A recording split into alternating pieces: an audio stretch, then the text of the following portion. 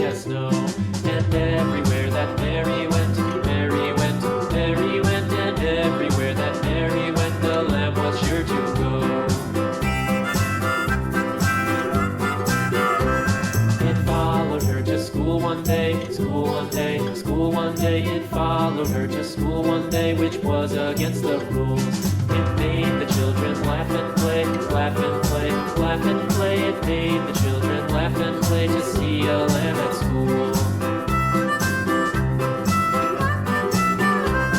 And so the teacher turned it out, turned it out, turned it out. And so the teacher turned it out, but still it lingered near. And waited patiently about, patiently about, patiently about. And waited patiently about till Mary did appear.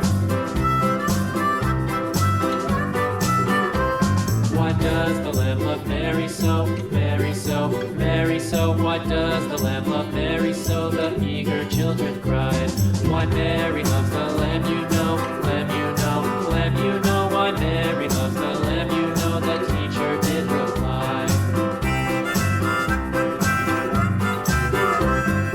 Mary had a little lamb, little lamb, little lamb. Mary had a little lamb, its fleece was white as snow.